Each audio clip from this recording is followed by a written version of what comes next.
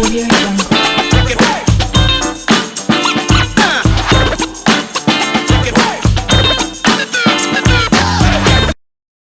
Salut la Fafa, comment va? C'est Lord Vendetta avec vous. On est jeudi aujourd'hui, donc une autre vidéo statique. Je salue tous mes abonnés Twitch, mes abonnés Patreon, mes abonnés YouTube.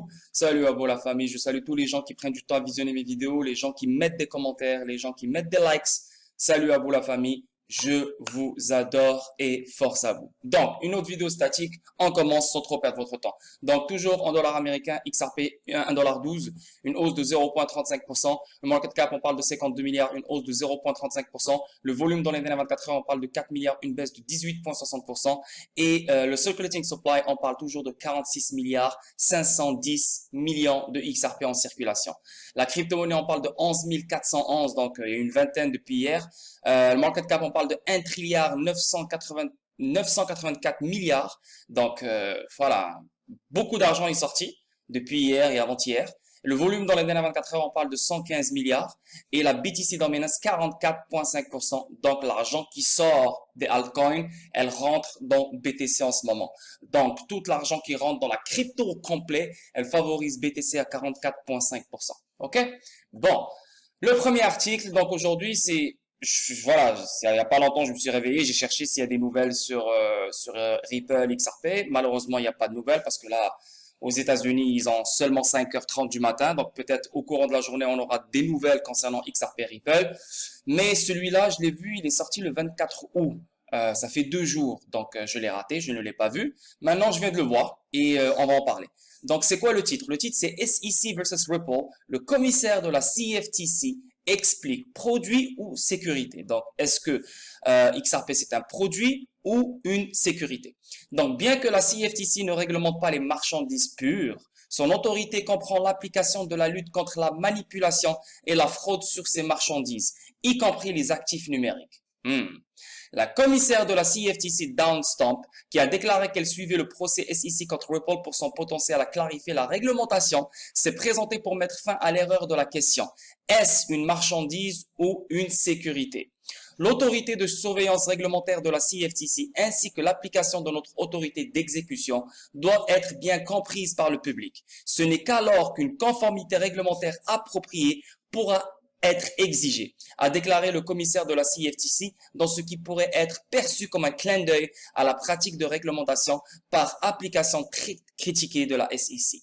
La récente croissance de la popularité des produits cryptographiques et autres actifs numériques a beaucoup attiré l'attention sur la question de savoir comment cette nouvelle classe d'actifs financiers est réglementée aux États-Unis. En réponse, il y a souvent eu une simplification excessive, grossièrement inexacte, qui suggère qu'il s'agit soit de titres réglementés par la Securities and Exchange Commission, soit des produits réglementés par la Commodity Futures Trading Commission, qui est la CFTC. Donc, ou bien c'est un titre réglementé et c'est la SEC qui les gère, ou bien c'est un produit réglementé et c'est la CFTC qui les gère. Donc, si c'est un produit, on parle comme l'or, on parle comme le pétrole, on parle comme le bœuf, on parle des matières premières, on parle des produits purs et nécessaires. Donc, les actifs numériques peuvent être des produits parce qu'ils ramènent une utilité, ils ramènent des trucs sérieux, voilà.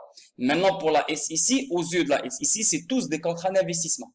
Voilà, c'est tous des contrats d'investissement, malgré leur utilité, malgré leur valeur monétaire, malgré, pour eux, c'est tous des contrats d'investissement, donc c'est des sécurités. Donc, c'est deux mentalités différentes ici. La prévalence de ce malentendu sur les délimitations réglementaires américaines s'est accrue à un point qui, à mon avis, nécessite une correction, a poursuivi le commissaire.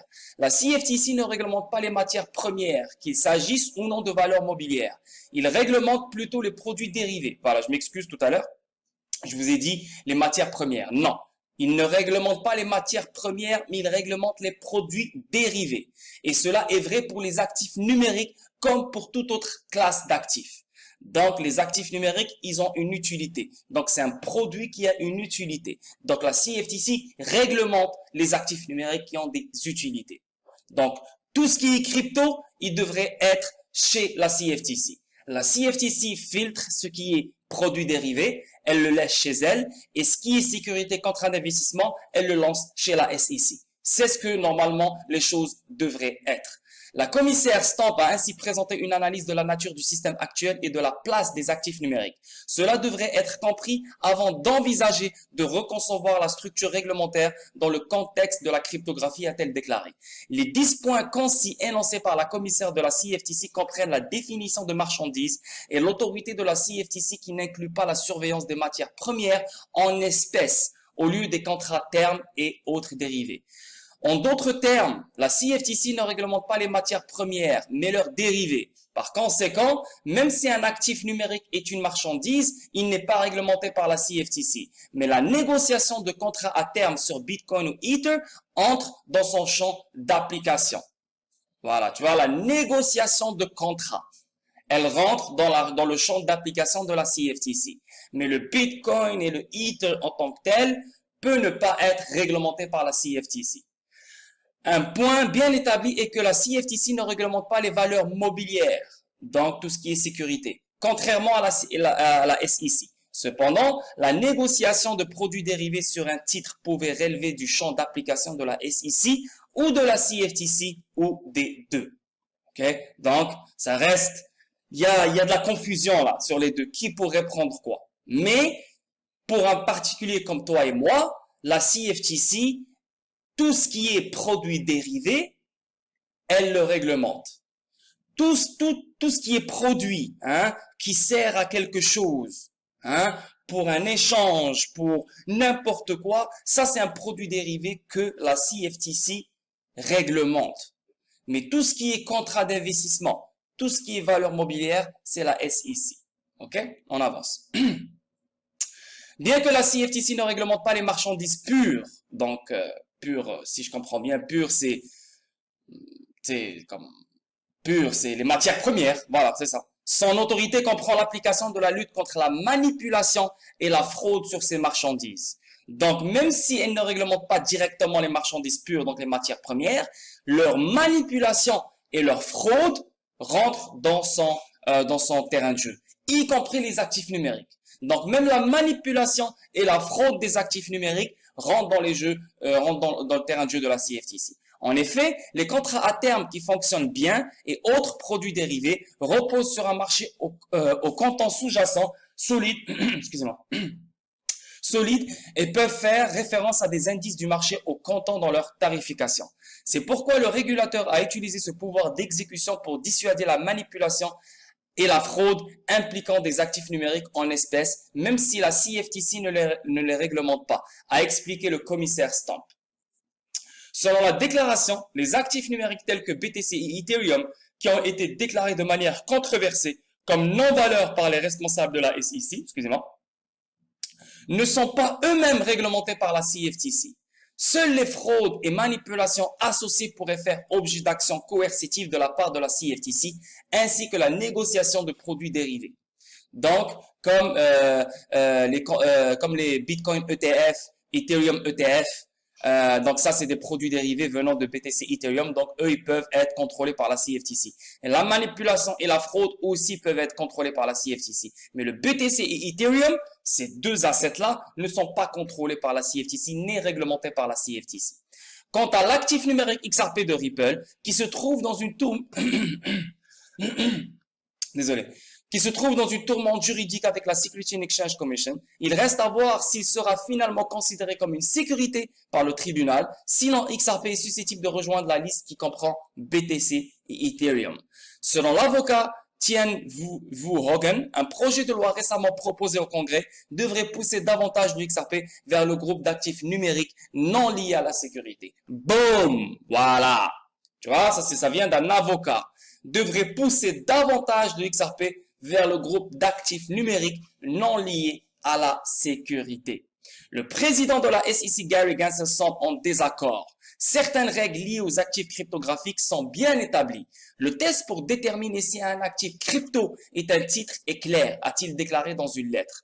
Un certain nombre d'universitaires ont dit le contraire. notamment à la Rutgers Law School et à l'American Enterprise Institute, suggérant une approche différente des actifs numériques. Le procès SEC contre Ripple est potentiellement la menace la plus critique pour la validité du test Howey. Et tellement que c'est critique, même le test Howey va changer en test Ripple. Le chien de garde financier l'a récemment déclaré lorsqu'il a averti la Cour qu'une victoire de Ripple sur la défense d'avis équitable la considérerait comme nulle. C'est également pourquoi de nombreux experts juridiques proches de la bataille juridique sur la nature du XRP ont déclaré qu'une victoire de Ripple sur un jugement sommaire sur cette défense pourrait sauver l'industrie de la SEC. Une victoire de Ripple sur un jugement sommaire sur cette défense pourrait sauver l'industrie de la SEC. Donc, non seulement cette affaire, elle est très importante pour Ripple, pour la SEC, pour les États-Unis, mais pour l'industrie de la crypto au complet aux États-Unis. Donc, ce n'est pas un petit truc, il faut arrêter de dire « Oh, Ripple, SEC ». Non, c'est la crypto contre la SEC. Donc, tout le monde est dans le même bateau. Si Ripple gagne, la crypto gagne. Si Ripple gagne, l'innovation aux États-Unis gagne. L'évolution des actifs numériques aux États-Unis gagne. L'utilité des actifs numériques aux États-Unis gagne. C'est ce que vous devez comprendre.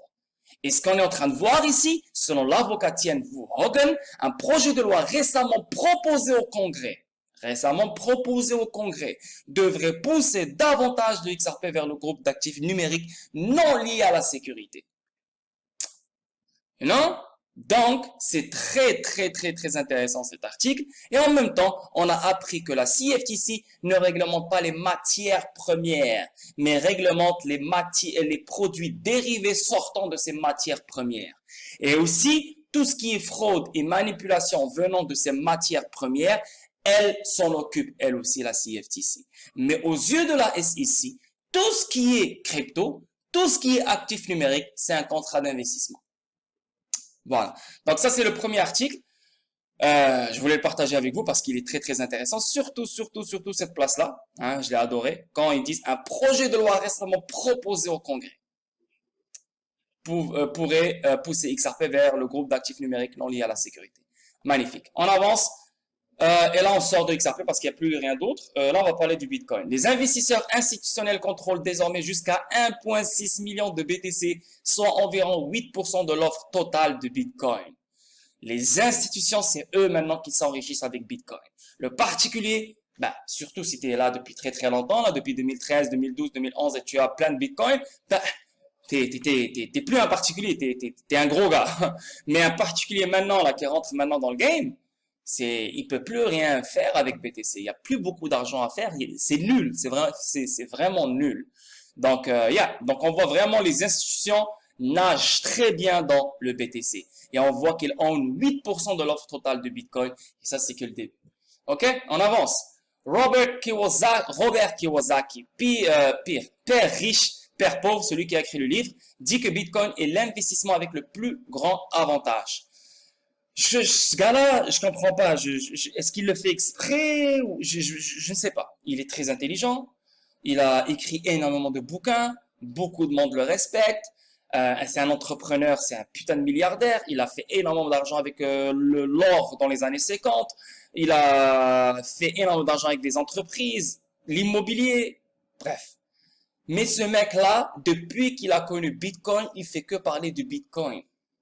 Mais ça, dire que l'investissement avec le plus grand avantage, donc ça veut dire tu craches sur XRP, tu craches sur XDC, tu craches sur Propy, tu craches sur Algo, tu craches sur HBR, tu craches sur toutes les autres actifs numériques avec leurs plateformes respectives, leurs réseaux respectifs, leurs blockchains respectives, hein, avec leur utilité, hein, et le fait qu'ils sont encore moins chers que Bitcoin.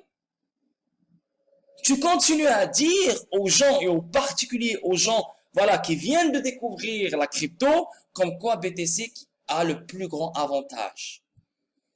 Avec ton joli sourire, avec tes dents refaits, hein, avec tes lunettes stylées bleues, rouges, chaque fois que tu mets des couleurs, avec tes costards, etc. Mais je suis désolé, tu t'en bats les couilles des gens. Même si tu es là à vouloir leur donner des meilleurs conseils, peut-être que tu leur donnes des conseils sur le système traditionnel. Donc, tes conseils sont vraiment très avantageux dans le système traditionnel. Comment les dettes fonctionnent, comment ci, comment ça, comment ça. Mais tu n'es pas en train de leur donner une trajectoire fiable, une trajectoire sécuritaire, une trajectoire de malade, en particulier à ton audience, pour qu'ils comprennent le marché de la crypto de la bonne façon. Tout ce que tu leur fais, toi, Robert Kiyosaki, c'est parler du Bitcoin. Et tu donnes des mensonges. Le plus grand avantage. Donc quoi? Retour d'investissement? Non, il est faible. Donc les gens, qu'est-ce qu'ils pensent? Ils pensent qu'à l'argent. On va pas parler de l'utilité Bitcoin, on va rien parler de tout ça. On va juste parler de l'argent. Un particulier, s'il veut investir, s'il met 1000 dollars, il peut pas, il va faire des miettes avec Bitcoin, même s'il va à 100 000 dollars. Hein? Il met 10 000 dollars, même s'il va à 100 000 dollars, ça va être des miettes. Il pourra acheter peut-être une voiture, et peut-être il pourra acheter une garde-robe, je ne sais pas quoi, mais il va pas changer de vie. Robert Kiyosaki, si tu veux vraiment aider les gens, la crypto offre une opportunité radicale de changer la vie de chaque personne sur cette terre, si chaque personne fait les choses bien. Et c'est ce que tu dois dire, Robert Kiyosaki, à tes personnes, à ton audience. Il y a une panoplie d'actifs numériques mieux que Bitcoin, moins cher que Bitcoin. Si tu mets 1000 dollars dessus, 2000 dollars dessus, 3000 dollars dessus, ta vie peut changer en quelques années. Ça, c'est la mentalité à avoir, Robert Kiyosaki. Arrête de mentir aux gens et arrête de sourire comme un singe et arrête de porter des lunettes coloriées à chaque fois pour dire « Ah, moi, je suis stylé, je connais. » Tu connais, mais tu es en train de mentir aux gens. Et ça se voit, c'est ton plan. Ça se voit parce que tu fais que parler du Bitcoin. Tu ne mentionnes aucun autre actif numérique et tu n'es pas con. Tu sais ce qui se passe dans les paiements. Tu sais ce qui se passe dans ci. Tu sais ce qui se passe dans ça. Mais anyway, bref. Le plus grand avantage, et ça c'est désolant, a déclaré que Bitcoin a le plus grand avantage. Il a également révélé qu'il a investi dans la crypto-monnaie car il ne fait pas confiance à nos dirigeants, la Fed, le Trésor ni la bourse. Mais ce que tu comprends pas là, le BTC là, tu penses qu'il l'a créé, Robert Kiyosaki? C'est les mêmes dirigeants dont tu n'as pas confiance. C'est les mêmes dirigeants. C'est eux qui ont créé BTC. La NSA, c'est le dirigeant qui fait le plus peur d'entre tous. La NSA, la CIA et d'autres personnes, d'autres agences qui ont créé Bitcoin. Tu penses que la NSA ne contrôle pas ces gens-là, la Fed, le Trésor ni la bourse? C'est rien là, c'est juste des pions en dessous de la NSA. Donc dire ah non moi je prends Bitcoin, ben, au contraire tu utilises leurs armes et tu veux que tout le monde utilise leurs armes. Ben, la crypto complet c'est leur arme, mais Bitcoin il vient d'eux. You know what I mean? Donc voilà, faut pas être con. Anyway, je ne l'aime plus. Faudrait pas, c'est pas aujourd'hui, mais depuis un moment, j'ai perdu l'intérêt pour ce gars-là. Anyway, mais ses bouquins sont bons. TRC20 USDT surpasse ERC20 USDT en circulation. Et ça, c'est normal à cause de Ethereum. ERC20, tu veux faire un transfert, ça te prend 20 USDT jusqu'à 25 USDT. TRC20, tu veux faire un transfert, ça te prend 1 USDT. Donc, tu as beaucoup plus de monde qui utilise TRC20. Donc, tu as beaucoup plus de liquidités qui circulent sur le réseau Tron, qui est le TRC20. OK? On avance. Facebook pourrait lancer un portefeuille numérique cette année. Ouh, donc, on pourrait avoir des portefeuilles numériques sur lesquels on pourrait accueillir la Diem, je sais pas comment ça s'appelle, Diem, ou Diem, leur coin, leur stablecoin. On pourrait accueillir d'autres cryptos, Bitcoin, je sais pas, whatever. Et on pourra faire des paiements à travers Facebook. I don't know, peut-être. Mais c'est intéressant. Facebook est prêt à lancer un portefeuille numérique qui permettrait aux utilisateurs de stocker des crypto-monnaies. Voilà, stocker. C'est une panoplie de crypto-monnaies, a déclaré mercredi un cadre supérieur de l'entreprise dans une interview accordée aux médias américains. David Marcus, chef de l'unité crypto de Facebook, a déclaré au site d'information d'Information que les dirigeants d'entreprise se sentent assez déterminés à lancer le portefeuille numérique appelé Novi cette année. Marcus a déclaré qu'il aurait préféré libérer Novi aux côtés de Diem, une monnaie numérique liée au dollar de la société de développement également, mais le calendrier de Diem était incertain. Donc Diem ne sort pas, mais Novi sort cette année. Donc, Novi, nous maintenant, chaque personne sur le Facebook pourra stocker des crypto-monnaies sur son compte Facebook. C'est un truc à ne pas faire parce que ça reste en ligne. Ne jamais le faire. Je vous le dis, ne le faites jamais. Bon, on avance. L'intérêt pour Cristiano Ronaldo déclenche une forte demande pour les jetons de Manchester City. Est-ce que Cristiano Ronaldo va quitter Juventus pour Manchester City? Il y a même des spéculations qui disent que Cristiano Ronaldo pourrait aller à Paris Saint-Germain. Paris Saint-Germain, parce que là, maintenant, ils veulent un attaquant, ou bien Lewandowski, ou bien Cristiano Ronaldo. S'ils ramènent Cristiano Ronaldo avec Messi, vu que les deux sont dans leur fin de carrière, ça serait quelque chose de planétaire. Les deux, ils jouent ensemble pour la dernière fois. Genre, voilà, à la fin de leur carrière, ils jouent ensemble. Ça serait magnifique et un coup de malade venant des Qataris. Et Paris Saint-Germain va devenir la plus grande équipe de l'histoire du foot.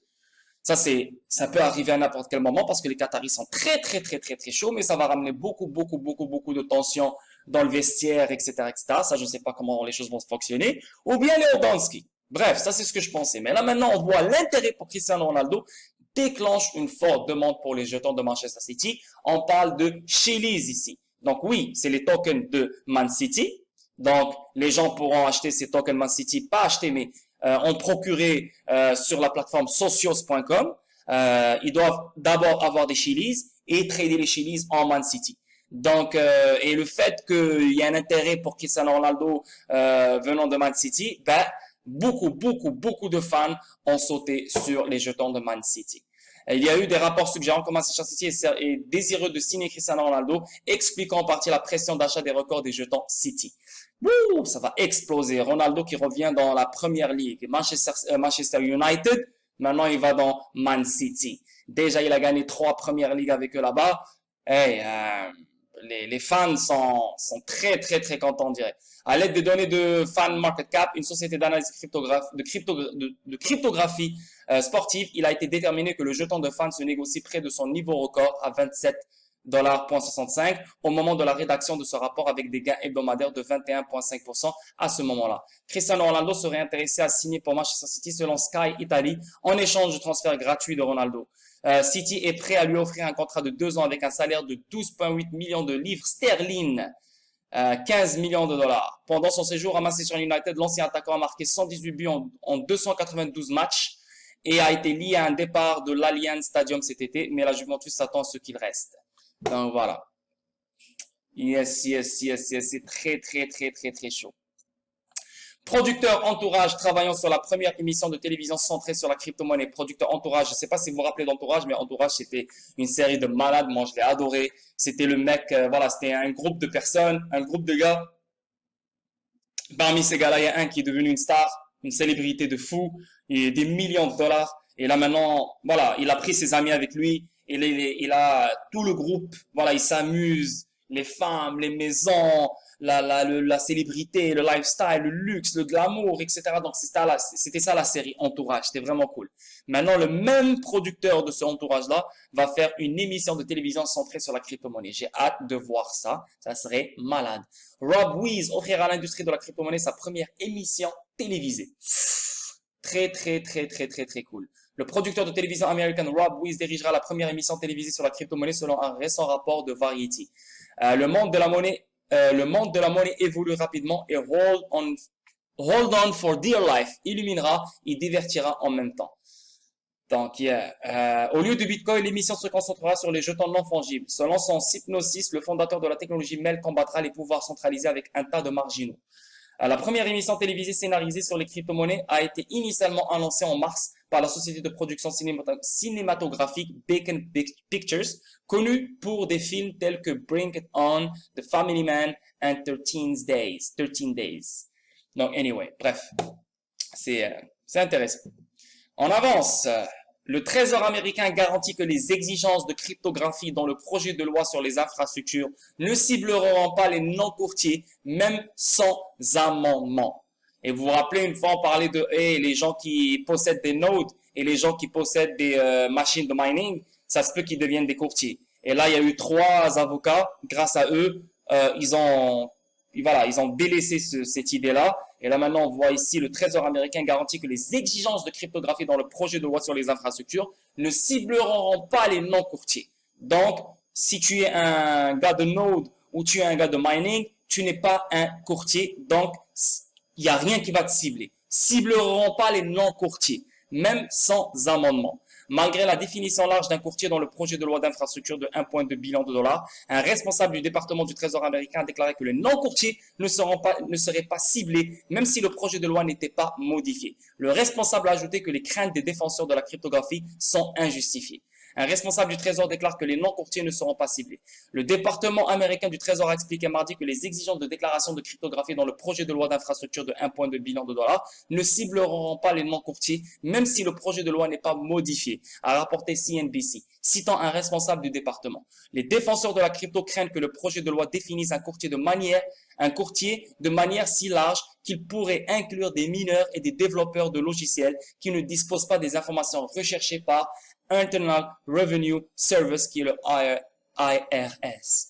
Bref, c'est très technique tout ça, là, je ne vais pas trop rentrer là-dedans, mais c'est ce qu'il faut garder. Les non-courtiers ne seront pas ciblés. OK?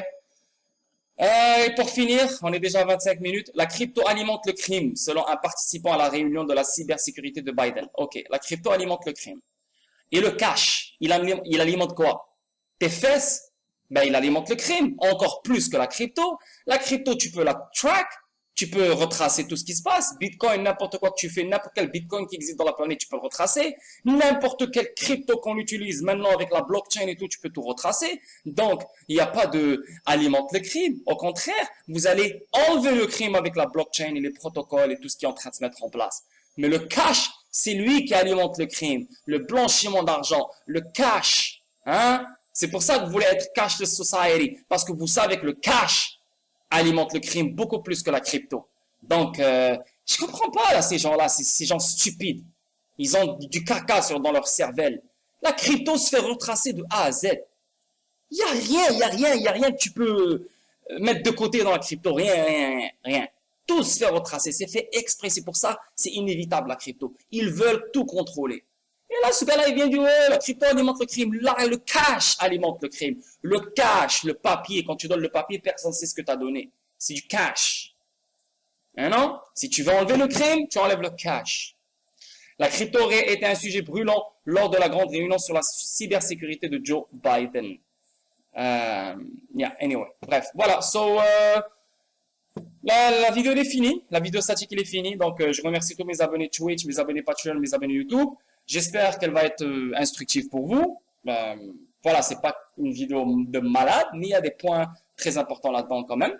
So, n'oubliez pas de venir dans le Discord. Dans le Discord, hier, j'ai envoyé énormément de bombes sur HBR, sur Ripple, sur XDC, sur plein pas plein, juste ça là, hier et avant-hier. Et à chaque jour, je mets des bombes.